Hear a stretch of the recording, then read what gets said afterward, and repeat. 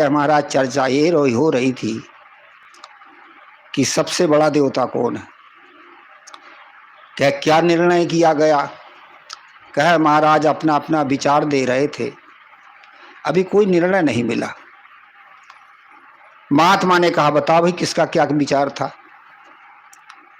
पहले व्यक्ति ने कहा कि सबसे बड़ा देवता है कुबेर और लक्ष्मी, जिससे धन की प्राप्ति होती है, और आदमी के पास में धन हो तो जीवन सुखी बना सकता, खा पी लगा सकता है, जीवन सुखी बना सकता है, दान पुण्य भी कर सकता है।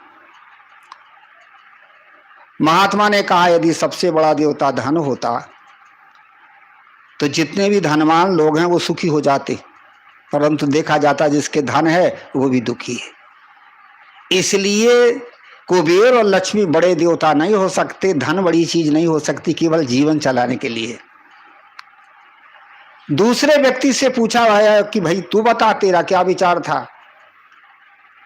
उसने कहा महाराज मेरा ये विचार था कि सबसे बड़ा देवता क्या चीज है, सबसे बड़ी चीज है आदमी के पास में बुद्धि,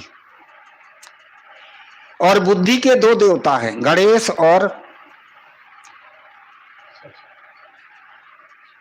तो बुद्धि के देवता है गणेश जी, गणेश की यदि, और गणेश और सरस्वती। इसलिए जो है जिसके पास बुद्धि हो वो विद्वान बन सकता है, बुद्धिमान बन सकता है, अपने जीवन को चला सकता है। महात्मा ने कहा यदि बुद्धि बड़ी होती तो आदमी के भीतर में दुर्बुद्धि ना आती, इसलिए बुद्धि के देवता भी कुछ काम नहीं कर सकते। तीसरे व्यक्ति ने कहा कि महाराज मेरे विचार से तो सबसे बड़ा देवता है विद्या। महात्मा ने कहा यदि विद्या बड़ी होती तो बड़े बड़े विद्वान भी दुखी हैं, परेशान हैं, हैरान हैं। कह महाराज आप कृपा करके बताए कि सबसे बड़ा देवता कौन है। कह सबसे बड़ा देवता है सदगुरु। संसार में आदमी के पास धन हो, बुद्धि हो, विद्या हो, सारी चीज हो, और यदि सदाचार ना हो तो सब बेकार। इसलिए सदाचार के देवता होते सदगुरु। गुरुदेवन के देव हैं इन समान नहीं कोई, और इनकी कृपा कटाक्ष से बुद्धि भ्रम नहीं होए। इसलिए सबसे बड़ा देवता होते सदगुरु। रावण के पास सब था, विद्या भी था, विद्वान था, बुद्धि भी थी, धन भी था, सब कुछ होने के कारण सदाचार नहीं था। सदाचार के अभाव पर बन गया राक्षस। ये राक्षस और देवता कहीं अलग नहीं होते। मनुष्य में ही जब दैवी संपदा आ जाती तो मनुष्य बनता देवता, और मानुष में ही जब आसुरी प्रवृत्ति बनती आती है तो मनुष्य बन जाता राक्षस। इसलिए संसार में सबसे बड़ा चीज है सदाचार, और सदाचार के देवता होते सदगुरु। और रावण का कोई सदगुरु नहीं था। मैं मंदसौर में कह रहा था कि रावण का कोई सदगुरु नहीं था। एक ने कहा महाराज रुको, का क्या बात है। कह रावण के गुरु शुक्राचार्य थे, उनका शुक्राचार्य रावण के गुरु नहीं थे, ये राक्षसों के कुल गुरु थे। ज्ञान देने वाले, बोध देने वाले, सत्य का से बोध देने वाले सदगुरु रावण के नहीं थे। इसलिए सदाचार के अभाव से बन गया रावण राक्षस। आज हमें सदगुरु की जरूरत है, सत्य के बोध की जरूरत है। सदगुरु कबीर की एक साखी बड़ी सुंदर है। वो कहते कि सतगुरु बचन सुनो हो संतो, मत लीजे सिर भार, हो हजूर ठाड़ कहत हो अब तय समर समार। इसी साखी के आसपास कुछ चर्चा। साहब कहते कि सदगुरु के वचनों को सुनो, सिर में भार मत लो, कर्मों के विधाता हजूर तुम अपने आप हो, खुद संभलो और दूसरे को संभालो। कितनी सुंदर साखी। संतों की वाणियों को सुनो। प्रश्न होता है कि संतों की वाणियों से क्या मिलता है।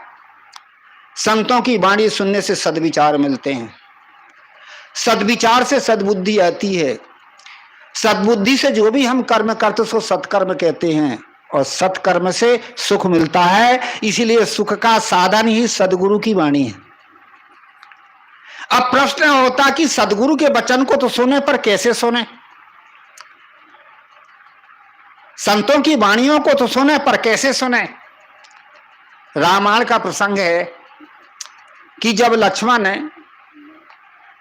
ने प्रश्न किया था, माया क्या है, जीव क्या है, ईश क्या है, ज्ञान क्या है, वैराग क्या है। और उसी के उत्तर में बताने के लिए राम जी ने लक्ष्मण से क्या कहा था कि थोड़े मैं सब कहूं बुझाई और सुनहु तात मति मन चित लाई। थोड़े मैं तुमको बुझा समझा के बताता हूं, पर ध्यान से सुनना। सुनहु तात, और कैसे सुनना? मति से सुनना, बुद्धि से सुनना। सुनहु तात मति, और मन से सुनना, परंतु अहंकार से नहीं सुनना। ये चार हैं, चित्त, मन, बुद्धि, अहंकार। जब हम मन से सत्संग सुनते हैं, संतों की वाणियों को सुनते हैं, तो मन में एक प्रकार की प्रसन्नता और उल्लास आती है। इसलिए कहते हैं आज सत्संग में बड़ा आनंद आया, आपका मन लगा, शुरुआत शुरू हुई।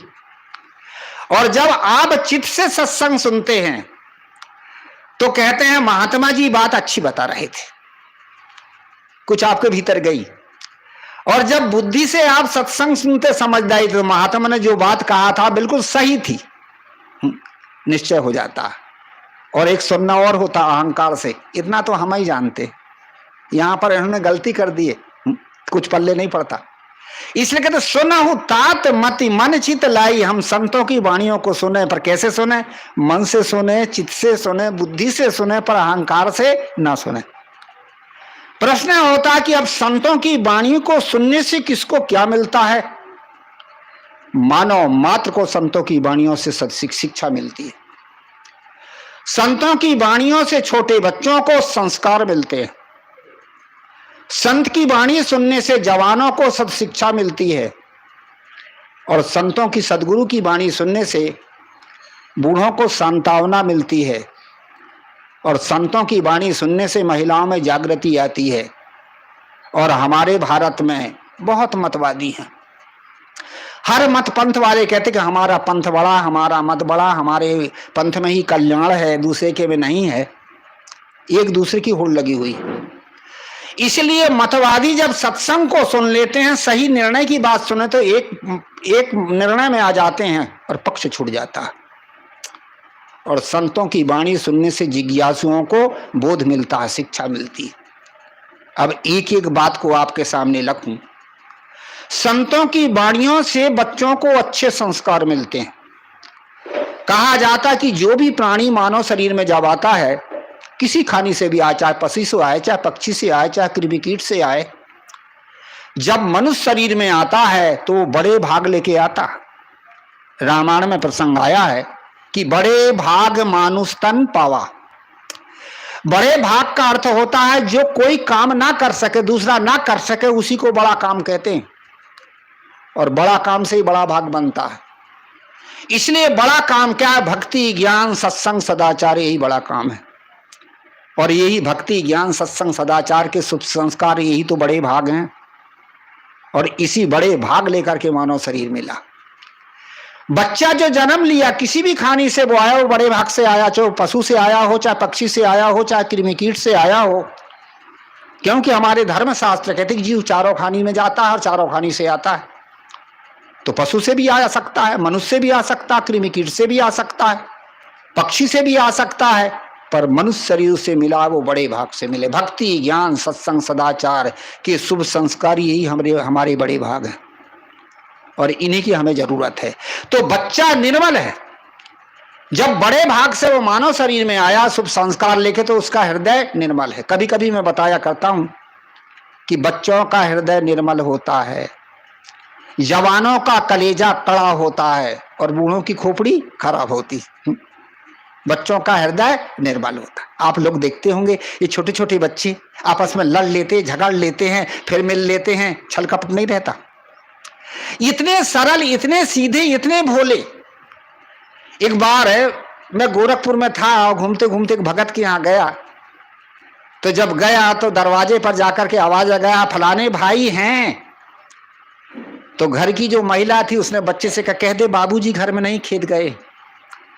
बच्चे ने कहा गुरु महाराज, माँ कहती है कि बाबूजी खेत गए हैं, बाबूजी बाड़ी में बैठे पीछे तरफ।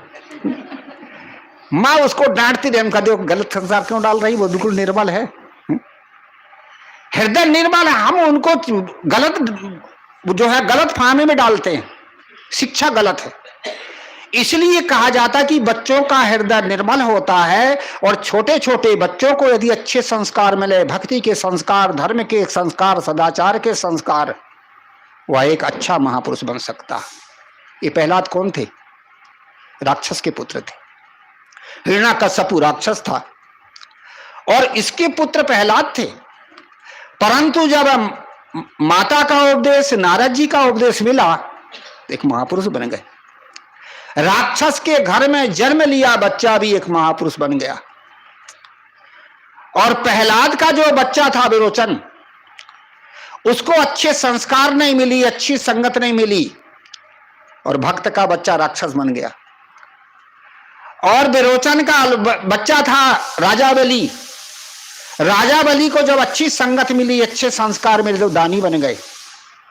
और राजा बलि का बच्चा बाणासुर, जब उसको गलत संस्कार मिले तो वह राक्षस बन गया। कहानी का तात्पर्य संगत का असर होता है। जिन जैसी संगत करी तिन तैसो फल लीन, कदली सीप भुजंग मुख एक बूंद गुण तीन। जैसी संगत मिलती है व्यक्ति उसी प्रकार से बन जाता है। आप लोगों को पता है वाल्मीकि कौन थे?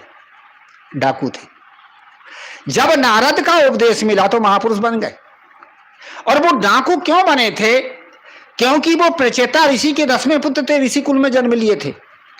पर डाकुओं की संगत मिल गई, गलत लोगों की संगत मिल गई, डाकू बन गए। जब नारद का उपदेश मिला, शिक्षा मिली, तो महापुरुष बन गए। इसलिए कहा जाता है कि बच्चेपन में ही अच्छे संस्कारों की जरूरत है। महात्मा गांधी ने अपनी आत्मकथा में लिखा है कि जब मैं छोटा बच्चा था तो मेरी माता जाती थी हवेली। गुजरात में जहां संत आश्रम होते थे, मंदिर होते थे, उस जगह का नाम था हवेली। और मेरी माँ जाती थी हवेली, और हवेली में जाकर के ज्ञान चर्चा सुन के आती थी। और रात्रि के समय मुझे कभी कहानी के रूप में बताती, कभी गीत के रूप में बताती, और यही सत्संग और ज्ञान के संस्कार मेरे हृदय में जमे, और मेरे भीतर में एक सद्भावना पैदा होगी, और मैं भी सत्संग में जाने आने लगा। सत्संग और ज्ञान के प्रताप से मेरे भीतर आत्मबल जागा, और मैंने सत्य और अहिंसा धर्म का पालन किया। हमारा भारत 700 वर्ष का गुलाम था। 500 वर्ष अंग्रेजों ने राज किया, 200 वर्ष मुसलमानों ने राज किया, और सत्संग के प्रताप से ही 700 वर्ष की गुलामी को सत्य और अहिंसा के प्रताप से भारत के कब्जे में बिना लड़ाई झगड़े के कर लिया। ये था सत्संग का प्रताप। छोटे बच्चे में ही सत्संग ज्ञान मिला, ज्ञान की चर्चा मिली, आगे बढ़ गए। इसलिए कहा जाता हमें अच्छे संस्कारों की जरूरत है। आपके इधर आयोजन हुआ करते हैं, कभी रामायण मंडली, कभी हरि कीर्तन, कभी और कुछ। संत महात्मा आते जाते रहते हैं, ज्ञान चर्चा चलती रहती है, और यही ज्ञान के संस्कार ही आप लोगों में पड़ते हैं। और अंत में जब हमारा अंतिम समय आता, वही ज्ञान के संस्कार पर हमें मनुष्य देह में लाते हैं, और मनुष्य देह में ला करके हमें जागृति दिलाते हैं, संत बना देते हैं, भक्त बना देते हैं, सज्जन बना देती है। ज्ञान के संस्कार तो हैं। एक बार हमारे बुरहानपुर में चर्चा चल रही थी महात्माओं में, ये छत्तीसगढ़िया साधु क्यों बन जाते? देखो तो एक एक घर से 2-2, 3-3 बहनें, एक एक घर से 2-2, 3-3 भाई, बाप बेटे, 2-2, 3-3 पीढ़ी के साधु क्यों बन जाते हैं? कोई महात्मा ने कहा कि छत्तीसगढ़ में धान होती है, भात खाते खाते थक जाते, से रोटी खाने के साधु बन जाते हैं। किसी ने कहा कि नहीं, छत्तीसगढ़ आदिवासी एरिया है, इसलिए वहां जो है लोगों के पास बुद्धि नहीं, इसलिए साधु बन जाते। हमारे गुरुजी उस समय थे, मैं उनके पास बैठा था। क्या चर्चा हो रहा है? उनका चर्चा ये हो रही है, ये छत्तीसगढ़िया साधु क्यों बन जाते हैं? तो क्या लोग कह रहे हैं, कह रहे हैं, मैंने कहा कि गुरुजी कह रहे हैं कि कोई ऐसा कह रहे हैं कि छत्तीसगढ़ में धान ही धान होती तो भात खाते खाते थक जाते, तो रोटी खाने के लिए साधु हो जाते हैं। और छत्तीसगढ़ जो है आदिवासी एरिया होने से बुद्धि नहीं है तो साधु हो जाते हैं। साहब जी का कुर्सी लगाओ, कुर्सी लगाई गई, गुरुजी गए, और गुरुजी ने समझा कि सबसे पहले ये जो विचार करो कि मानव शरीर क्यों मिलता है। क्या मानव शरीर मिलता कि भक्ति, ज्ञान, सत्संग, सदाचार के शुभ संस्कार से। बैराग क्यों होता है? भक्ति ज्ञान धर्म के शुभ संस्कार जब धक्का मारते हैं तब बैराग होता है, ऐसे थोड़ी हो जाता। कोई घर छोड़ देगा क्या? इसलिए छत्तीसगढ़ी साधु क्यों होते हैं? वहां ज्ञान की चर्चा सुनते हैं, संत महात्मा जाते हैं, जमात जाती है, कभी राधा स्वामी वाले महापुरुष आ जाते हैं, कभी पारखी संतों की जमात चलती है, कभी वंश वाले महापुरुष जाते हैं, कहीं गायत्री परिवार वाले आ जाते हैं, छोटे छोटे गांव में आयोजन हुआ करते हैं और इन आयोजनों को सुनते हैं और यही ज्ञान के संस्कार ही उनके भीतर होते हैं और शरीर छूटने पर दूसरे जन्म में मनुष्य देह में आकर के ज्ञान के संस्कार धक्का मार के साधु बनाते। ऐसे थोड़ी साधु बन जाते हैं। ये है ज्ञान के संस्कार। छोटेपन से ही हमें संस्कार मिलते हैं, संस्कार मिलने से साधु बन जाते हैं। या कोई ज्ञानी बन जाता, कोई विवेकी बन जाता, कोई विचारमान बन जाता, कोई घर परिवार में रह के भी आदर्शमान पुरुष बनता है। यह ज्ञान के संस्कार कहां से? हमें छोटेपन से मिले हैं। इसलिए कहा जाता है कि बच्चों को अच्छे संस्कारों की जरूरत है। और ये संस्कार की जगह कहां कहां है? 3 जगह। सबसे पहला संस्कार मिलता है माता पिता से, दूसरा संस्कार मिलता समाज से, और तीसरा संस्कार मिलता है सत्संग से। आप रामायण उठा करके देखिए, रामायण में बहुत सारे संवाद हैं, पर मूल 3 ही संवाद है जिससे पूरी रामायण बनी हुई है। वो कौन कौन से संवाद हैं? सबसे पहले संवाद है महादेव पार्वती संवाद, ये पति पत्नी का संवाद है। दूसरा संवाद है काकभुसुंडी गरुड़ संवाद, ये मित्र मित्र का संवाद है। तीसरा संवाद है भारद्वाज याज्ञवल्क्य का, ये गुरु शिष्य का संवाद है। इन चीजों से हमें समझना है कि ये 3 जगह संस्कार के हैं, अच्छे संस्कार मिलने के। यदि पति पत्नी में धर्म की चर्चा हो, पति पत्नी धार्मिक हो, माता पिता हमारे वही पति पत्नी ही माता पिता बनते हैं। जब वो धार्मिक होते हैं तो बच्चे में धर्म के संस्कार मिलते हैं। दूसरे नंबर में धर्म के संस्कार, बच्चा माता पिता अच्छे धार्मिक हैं परंतु बच्चे गलत निकल जाते हैं बाद में। क्यों निकल जाते हैं? संगत गलत मिलती। बरोबरीदार जो संगत वाले होते हैं, जैसे काकभुसुंडी गरुड़ संवाद, ये मित्र मित्र का संवाद, जहां धर्म की चर्चा होती वहां धार्मिक बनते हैं। अच्छी संगत मिल जाती है तो गलत घर का बच्चा भी अच्छा बन जाता, और गलत संगत मिल जाती है तो अच्छे घर का बच्चा भी गलत बन जाता है। मैं अपना संस्मरण बताऊं, मैं जब घर में छोटा था तो हमारे यहाँ एक नौकर लगता था, और नौकर छोटी समाज का था। उसके यहाँ एक बच्चे ने जन्म लिया और उसका नाम था महुआ। जब वो छोटा था, जब घर में कोई मांस बनता, कोई ऐसी गंदी चीज बनती तो छोटा था तो वो रोता था। थोड़ा जब बड़ा हुआ तो बड़े होने के बाद में क्या होता था कि जब घर में मांस बनता तो भाग के हमारे घर आ जाता था, क्योंकि उसके माँ बाप हमारे यहाँ काम करते थे, रोटी मांग लेता, खा लेता। एक दिन मैं जो है पढ़ रहा था, ये 57-58 की बात है, स्कूल में पढ़ता था, आंगन में बैठा था, ठंडी का दिन था। आ गया महुआ, कहे भैया भूख लगी। तो मैंने घर वालों से कहा कि भोजन दे दो, भोजन दे दिया, भोजन खा लिया उसने। और एक गुदड़िया थी, गुदड़िया में सो गया। पीछे से उसकी माता एक लकड़ी लेके आई कि महुआ आया, उनको आया, वो सोया। गई, एक लात मारी और 2-3 लकड़ी लगाई, रोने लगा। जो हमारे पिताजी थे उन्होंने कहा क्यों मार रही हो? क्या दादाजी घर में जो है और ये अच्छी चीज बनती है तो ये खाता नहीं। क्या क्या अच्छी चीज बनाई है? क्या मटन? क्या पागल, कोई अच्छी चीज है क्या? आदमी भी कितनी बुद्धि खराब है, कोई मटन कोई अच्छी चीज है? पिताजी ने समझाया उसको, कहे ऐसा नहीं करना, वो पूर्व जन्म का भक्त है, भक्त है इसलिए उसको ऐसी कोई चीज खिलाएगी पिलाएगी तो याद रखना तुम्हारे घर में कुछ हो जाएगा, नहीं तो वो मर ही जाएगा। उसके बाद उसका क्या हुआ मैं नहीं जानता। ये थी 58 की बात। बाद में फिर मैं बुरहानपुर आ गया और सन 86 में मैं बनारस में रहा। एक बहुत बड़ा आयोजन था फैजाबाद में, और उस आयोजन में बड़े बड़े महात्मा आए थे, दूर दूर के सब जगह निमंत्रण हुआ और सबको आयोजन में बोलने के लिए समय दिया गया, किसी को 10 मिनट, किसी को 15 मिनट, परंतु एक साधु को समय दिया। नई उम्र का था, पतला पतला, गोला गोरा और छोटी सी दाढ़ी, देखने में बड़ा सुंदर। और जब उसने प्रसंग छेड़ा, भक्ति स्वतंत्र सकल गुण खानी और बिन सत्संग न पावहीं प्राणी, तात भक्ति अनुपम सुख मूला और मिलहि संत जो होई अनुकूला। इन चौपाइयों पर इतना सुंदर ढंग से बोला, लोगों ने कहा महाराज जी का समय बढ़ाओ, महाराज जी का समय बढ़ाओ। बढ़ाया गया, बहुत बढ़िया बोला। बाद में जब भोजन करने के लिए बैठे तो ठीक मेरे ही सामने थे। मेरे से कहा महाराज जी आप कहाँ के? उनका मैं बुरहानपुर का हूँ। क्या ठीक है, वो तो मैंने जान गया एलान में कि आप बुरहानपुर के हैं, परंतु जन्मभूमि कहाँ की?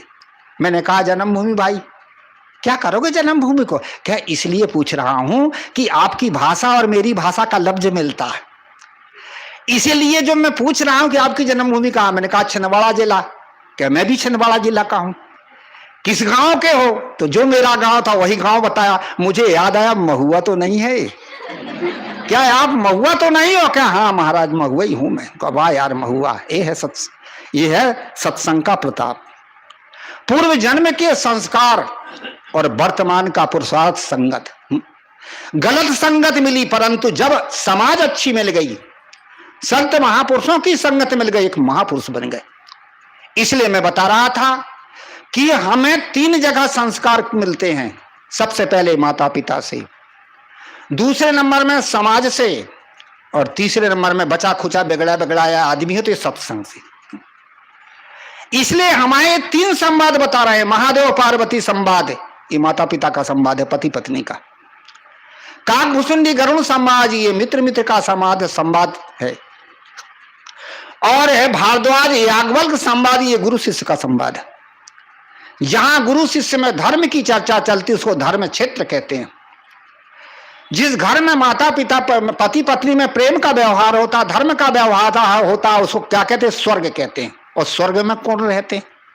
देवी देवता, है ना। इसलिए महादेव पार्वती के पुत्र कौन थे? गणेश और कार्तिक स्वामी। देवी देवता जन्म लिए कि नहीं? इसलिए कहा जाता है कि बच्चों को अच्छे संस्कारों की जरूरत है, और सत्संग से जवानों को क्या मिलता है? सत शिक्षा। ये पुरुषार्थ करने का क्षेत्र ये मानव शरीर है। रामायण में बड़ा सुंदर कहा है। क्या कहा है? रामायण में कहा है कि साधन धाम मोक्ष कर द्वारा, और पाए न जे परलोक सम्हारा। ये साधन का धाम है और मुक्ति का द्वार है ये मानव शरीर। अब ये मानव शरीर में साधन के कौन कौन से धाम आपको मिले? द्वारका जगन्नाथ रामेश्वर नहीं, आपके पास में 3 धाम मिले। दिल, दिमाग और इंद्रियां, ये 3 साधन है। दिल में होता साहस और प्रेम, दिमाग में होती सही सूझबूझ और समझदारी, और इंद्रियों से होते सत्कर्म। इसलिए हमें ये साधन के धाम मिले हैं। मानव शरीर में ये तीनों हैं, दिल, दिमाग और इंद्रियां, तीनों हमें मिले। पर ये कब मजबूत होते हैं? जवानी अवस्था में। जवानी अवस्था में दिल मजबूत होता है, दिमाग मजबूत होता है, इंद्रियां बलिष्ठ होती है। और यदि हमें सत्संग नहीं मिला, सत शिक्षा नहीं मिला, तो तीनों को आदमी बर्बाद कर देता है। काहे में बर्बाद कर देता है? दुर्व्यसन, दुराचार और दुर्विचार, ये 3 चीज हैं। आदमी के भीतर दुर्विचार पैदा होता तो दुर्व्यसन करता और दुराचार करता है, और तीनों को बर्बाद कर देता है। दिल को भी, दिमाग को भी और इंद्रियों को भी। आप कहो गुरुजी कैसे बर्बाद करता है? कोई आदमी शराब पीता हो या गलत करता हो तो उसको कह दो भैया छोड़ दे, तो क्या कहता है? गुरुजी छूटती नहीं, तो कूद कूद के उसके पास आ रही है क्या? दिल कमजोर है। आदत में इतना फंस चुका है, अपने दिल को इतना कमजोर बना लिया है कि वो उसको छोड़ नहीं पाता, दिल कमजोर है। दूसरे नंबर में दिमाग कमजोर है, वो अपने भविष्य को नहीं सोचता, अपने बाल बच्चों को नहीं सोचता, अपने जीवन के लिए नहीं सोचता, वो दिमाग है क्या? तीसरे नंबर में हाथ पैर आदि इंद्रियां कमजोर हो जाती है, काट के सूख के कांटा बन जाता। और अंत में मेहनत पुरुषार्थ नहीं कर सकता। जो शराबी कबाबी दुर्व्यसनी का मोटे तगड़े होते हैं क्या? कमजोर होते हैं। मैं तो कभी कभी ये कहानी कहा करता हूं, कभी कभी चुटकुला। एक बार एक शराबी था और एक हलवाई की दुकान में पहुंच गया। हलवाई ने सोचा कि हाँ वहां बकेगा, तो चलो इसको टारो यहां से। तो 2-4 भजिया दोना में धर दिया कि जा नीचे खा ले। अब पावरफुल था, जब नीचे उतरा ताकत तो थी नहीं, भर से गिर पड़ा। दोना तो हाथ में रखा रहा, भजिया नीचे ढुलक गई, और जब भजिया ढुलक गई तो नीचे गधे थे, खा गए। थोड़ी देर से जब झुका तो गधों की लीद पड़ी थी, लीदई को उठा लिया। और दोनों में धर के खाने लगा और कहने लगा होटल वाले बेईमान हो गए ना, नमक डालते ना मरचा। कोई लीद में नमक मरचा होता क्या? ये मानव शरीर हमें मिला और मानव शरीर में जवानी अवस्था पुरुषार्थ करने का क्षेत्र, और यहां हम पुरुषार्थहीन बन करके निठल्ले बन के जवानी को गंवा देते। मैंने एक पत्रिका में पढ़ा था कि पत्रिका में यह पढ़ा था कि बांग्ला जो देश है वो मुसलमानों का है, पर वहां मुसलमानी देश होने के बाद में भी बांग्लादेश में कोई भी जवान आदमी को बेरोजगार नहीं रहने देते, काम करवाते हैं। और कोई बेरोजगार यदि घूमता हो तो उसको जेल में भर दिया जाता है, और वहीं पर उसको प्रशिक्षण दिया जाता है, सिखाया जाता है, फिर उसको सामान देकर के फिर काम सिखा के छोड़ते हैं। वहां की ऐसी व्यवस्था, इसीलिए वहां जवान आदमी खाली रहता ही नहीं। जो जवान आदमी होता है यदि वो खाली रहेगा तो जवान की जो उसकी ऊर्जा है वो क्या करेगी? अंत में उठपटांगे तो करेगी। जितना भी अलगाववाद है, आतंकवाद है, अत्याचार है, दुराचार, कौन बूढ़ा करता है क्या? नहीं, जवान करता है। और यदि बूढ़ा भी करता तो जवानी में सीखा है। बच्चा करता है क्या? नहीं। और यदि बच्चा भी करता तो जवान से सीखा है। इसलिए कहा जाता है यदि जवान को सदशिक्षा मिल जाए तो एक अच्छा महापुरुष भी बन सकता है। यदि सदशिक्षा का अभाव है तो जवान ही जो है व्यक्ति गलत बन सकता है। मैं एक बार पोस्ट ऑफिस में गया, उस समय पोस्ट कार्ड चलता था, पोस्ट कार्ड खरीदा। दो ऑफिसर आपस में चर्चा कर रहे थे। एक ऑफिसर दूसरे ऑफिसर से कह रहा था, यार मेरी दक्षिणा तो दे दो। मैंने जान लिया कि रुस्मतखोरी का पैसा इकट्ठा कर रखा और उसी का नाम दक्षिणा कह रहा है। मैंने हंस दिया। क्या बाबा जी क्यों हंस रहे हो? उनका इसलिए हंस रहा हूं, अपठित मूर्ख तो अपठित हैं बेचारे, पढ़े लिखे नहीं हैं, पर सबसे खतरनाक है पठित मूर्ख हैं जो बेईमानी और अत्याचार कर रहे हैं। कि किसके लिए कह रहे हैं? उनका आपके लिए। क्या कैसे गुरुजी? हम कह आप लोग पढ़े लिखे हो, सरकारी कर्मचारी हो, समाज का दायित्व तो आपके ऊपर है, और आप रुश्वतखोरी और बेईमानी के पैसे को क्या कहते? दक्षिणा। लोगों के आंख में पट्टी बांध रहे हो। दक्षिणा क्या चीज होती है? क्या गुरुजी बताओ। मैंने कहा जो माता पिता और गुरुजनों को श्रद्धा का उपहार दिया जाता, भेंट दिया जाता, उसका नाम है दक्षिणा। और ये बेईमानी के पैसे को दक्षिणा कह के दुनिया को लूट रहे। कहे महाराज कलयुग का जमाना है, ऐसा ना करें तो बने कैसे? आदमी ही तो लाचार हो जाता। क्यों है? जवानों को सत्शिक्षा का अभाव। यदि जवान आदमी को सत्शिक्षा मिल जाए, संगत मिल जाए, वही आगे चल के महापुरुष बन सकता है, समाज का सेवक बन सकता है। तीसरे नंबर में सत्संग से बूढ़ों को क्या मिलता? कितने बूढ़े कहते कि अब तो हम बूढ़े हो गए, अब हमें सत्संग से क्या जरूरत है? बूढ़े में तो और सत्संग की ज्यादा जरूरत है। नीति में बड़ा सुंदर कहा है कि घर की कलह है, विपत्ति और बुढ़ापा, ये तीन जगह दुख के हैं। यदि आपके घर में कोई कलह पैदा हो तो दिन भर भोजन नहीं करते, दुखी परेशान रहते हैं, लड़ाई हो जा, झगड़े हो जा। यदि आपके भीतर में विपत्ति आए, दुख आए, तो चिंता के मारे परेशान हो जाते हैं। और बुढ़ापा ये दुख का स्थान है, और दुख का स्थान है। और बुढ़ापा दुख का स्थान क्यों है? बूढ़े के पास तीन चीज नहीं रहती जो सुखी बना सकती। कौन कौन सी? सबसे पहले रूप नहीं रहता, दूसरे नंबर में शक्ति नहीं रहती, तीसरे नंबर में अधिकार नहीं रहता। इसलिए बूढ़े ज्यादा चिड़चिड़ाते। घरों में बूढ़े क्यों चिड़चिड़ाते? उनके पास रूप ही नहीं रहता। दांत गए सब तीर्थ करने, टूट टाट गए, मुख खड़बड़ सूना, कान के पुर्जे ढीले पड़ गए, कहीं बम्बई सुने पूना। इसलिए कोई बैठता ही नहीं। एक बूढ़ा था, अपने नाती को गोद में बैठा लिया, कह बैठ बाबू बैठ। के नहीं बैठूं। क्या क्यों? क्या तोर बार भी गलत और हार भी गलत है। अब बार हार दोनों बड़े कौन बैठे?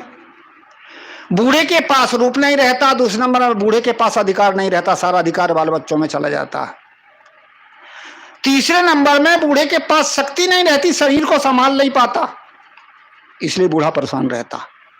और ऐसी बुढ़ापे स्थिति में हमें यदि सत्संग मिले तो संतावना मिलेगी, मन को ज्ञान होगा, समझदारी होगी, और आप मन को समझा सकते हो कि चलो भाई मेरा समय निकल गया, जो बचा है उसको सदुपयोग में लगाऊं, मन को शांत करूं, सुखी बनाऊं। ये बूढ़े के पास में सत्संग में सांत्वना मिलती है। और बूढ़ा भी आगे चल के अपने आप को संभाल लेता। मैं आपके यहाँ का संस्मरण बताऊं, सन 72 की बात है। मैं इधर घूम रहा था, एक आमा चानी बड़ोरा नाम का गांव है, और उस गांव में मैं गया तो एक बूढ़ा आदमी था, गांव का मुखिया भी था, जिसको आप लोग पटेल कहते हैं।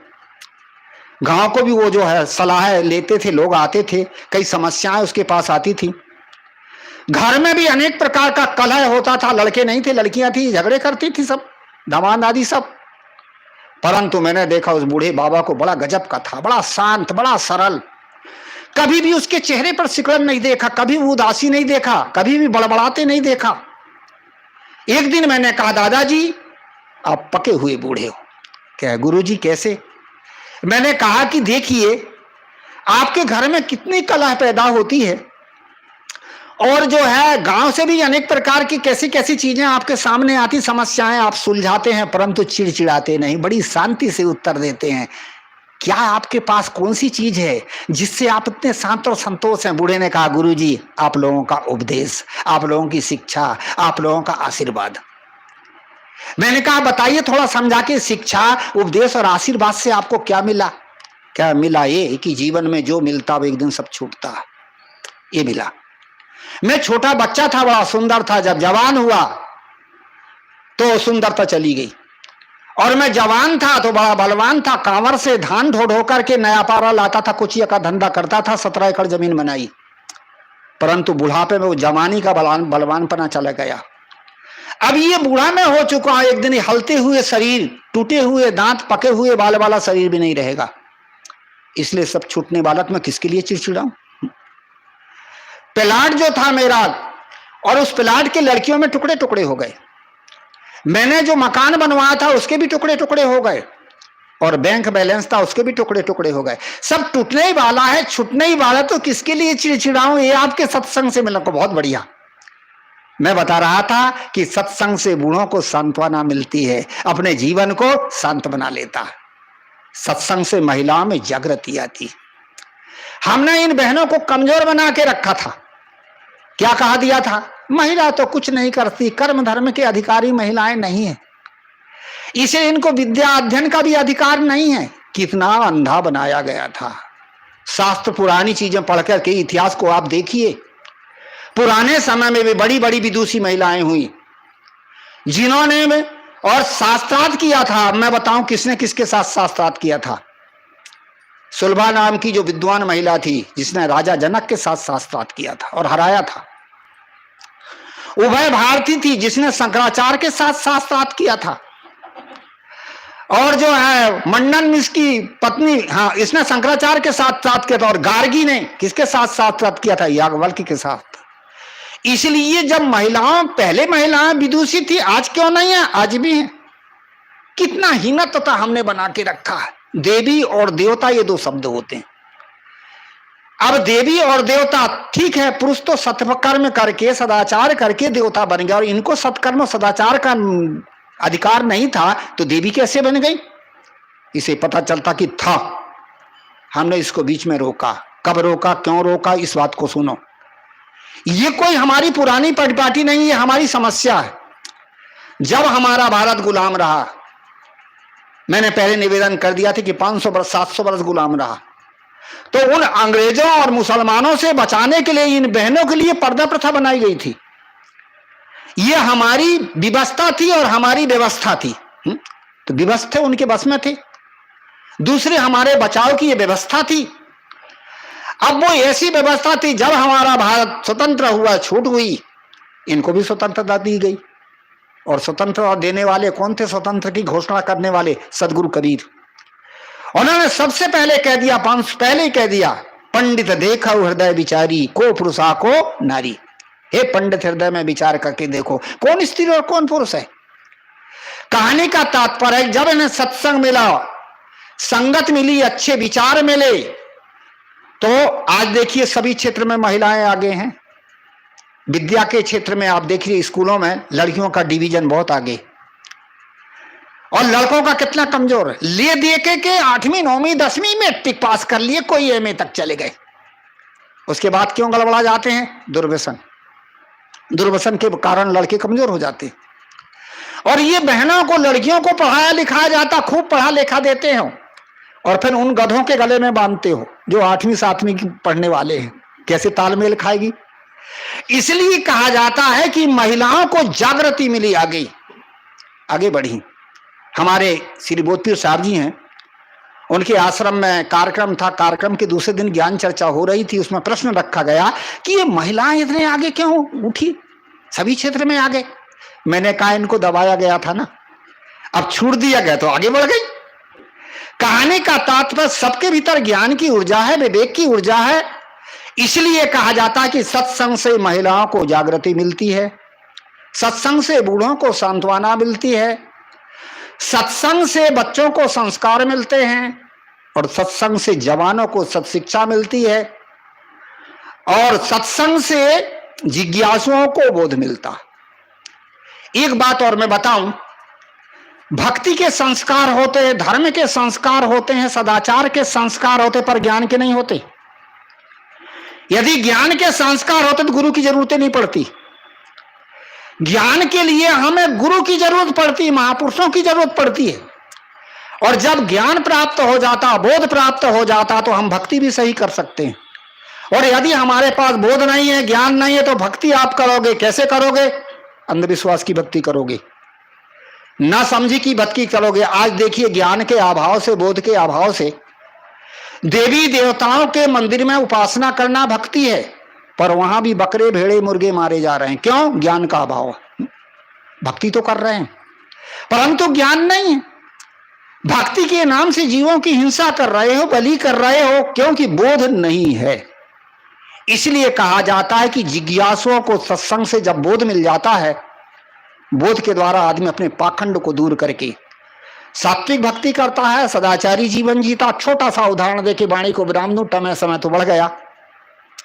कहा जाता एक बार एक चित्रकार था, चित्रकार जो चित्र खींचने वाला, उसके मन में इच्छा हुई कि मैंने लोगों के बहुत चित्र खींचा, परंतु किसी देवता का खींचूं। एक देवी के मंदिर में एक सुंदर बच्चा मिला जो 8 साल का था, बड़ा सुंदर बच्चा था, ध्रुव बालक जैसे, देवी की प्रार्थना कर रहा था। उसने देखा बड़ा सात्विक बच्चा है, देवता जैसे लगता है, ध्रुव जैसे लगता है। लोगों से पूछा, भैया ये कैसे? अरे क्या ये बच्चा बड़ा भाव भक्ति वाला है, जहां धर्म के कार्य होता है वहां बैठता, बड़े ध्यान से सुनता है। उसने सोचा यही तो देवता है, फोटो खींच लिया। कहा जाता है कि 24 साल के बाद फिर उसके मन में इच्छा कि किसी राक्षस का फोटो खींचूं।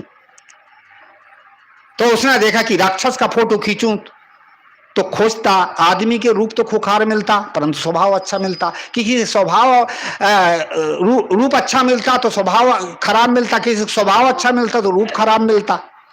खोजते खोजते जेल में चला गया, और जेल में जब गया तो एक जेली था जिसके हाथ में हथकड़िया और पैर में बेड़ियां बंधी थी, बैठा था खुखार एकदम। क्योंकि आदमी के मन के भाव शरीर में आ जाते हैं।